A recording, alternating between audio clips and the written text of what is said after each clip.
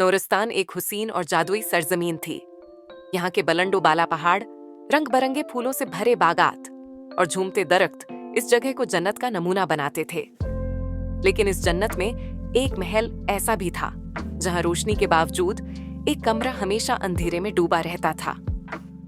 ये कमरा था शहजादी नायाब का, जो बचपन से बिनाई से महरूम थी। नायाब बादशाह मुस्तफी और मलका शर्जीना की इकलौती बेटी, नहायत खूबसूरत और मासूम लड़की थी। लेकिन बचपन में उसे जादूगरनी ज़हरा की बददहा मिली थी। जब ये लड़की 10 साल की होगी, इसकी आंखों की रोशनी हमेशा के लिए खत्म हो जाएगी। बादशाह और मलका ने हर मुमकिन कोशिश की, लेकिन बददहा सच हो गई। नायाब ने अपनी बिनाई खो दी और अपने कमरे की तन्हाई में कैद हो गई। लेकिन इसके दिल की रोशनी और हमदर्दी ने उसे दूसरों के दुख दर्द समझने का हौसला दिया।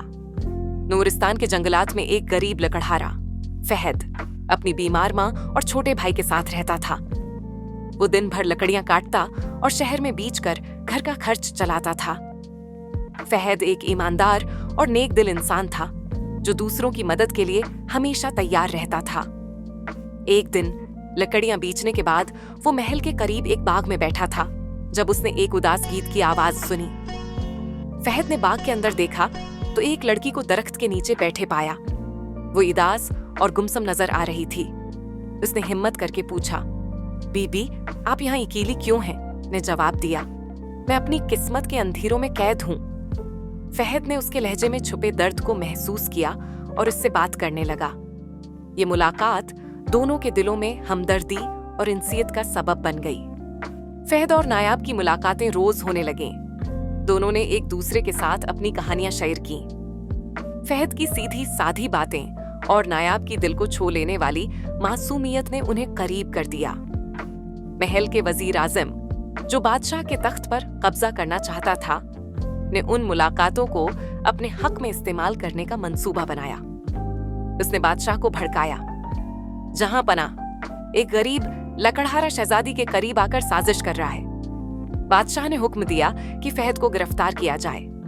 मुहाफिजों ने फहद को महल के करीब से गिरफ्तार कर लिया और उसे कैद में डाल दिया। जब नायाब को यह खबर मिली तो उसने अपने वालिद से बात करने की कोशिश की, लेकिन बादशाह ने सख्ती से कहा, बेटी, मैं तुम्हारी हिफाजत के लिए कुछ भी कर सकता हूँ। नायाब ने अपनी कमजोरी को अपनी ताकत बनाया और महल के दरबार में खड़े होकर कहा, आबाजान, फहद बेकसूर है। अगर आपको यकीन नहीं तो तहकीकात करें। बादशाह ने अपनी बेटी की बात मान ली और तहकीकात का हुक्म दिया। तहकीकात के दौरान मालूम हुआ कि वजीर आजम ने खजाने की चोरी की और इल्जाम फहद पर लगाया। वजीर आजम को कैद में डाल दिया गया और फहद को आजाद कर दिया गया। फहद को आजाद करने के बाद नायाब ने उससे कहा, फहद, तुमने मेरे दिल के अंधेरों को रोशनी दी है। फहद ने कहा, शहजादी, मैं एक गरीब लकड़हारा हूं, आपके काबिल नहीं। नायाब ने जवाब दिया, मोहब्बत जात या दौलत नहीं देखती, ये दिलों का मामला है। एक दिन फहद ने नायाब को एक कदीम हकीम के बारे में बताया, जो नायाब की बिनाई वापस ला सकता था। नायाब ने फहद के साथ इस हकीम के पास जाने का फैसला किया।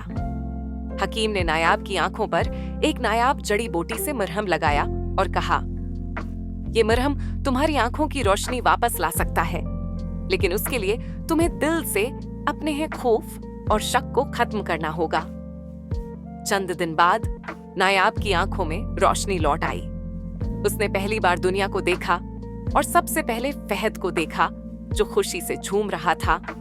बादशाह ने फहद को महल में एक अहम अहदा दिया और नायाब की शादी उसके साथ कर दी। दोनों ने मिलकर नूरिस्तान को एक ऐसी जगह बना दिया जहां मोहब्बत, हिम्मत और इंसाफ की हकमरानी थी। ये कहानी हमें सिखाती है कि मोहब्बत और हिम्मत वो कुव्वतें हैं जो नामुमकिन को मुमकिन बना सकती हैं।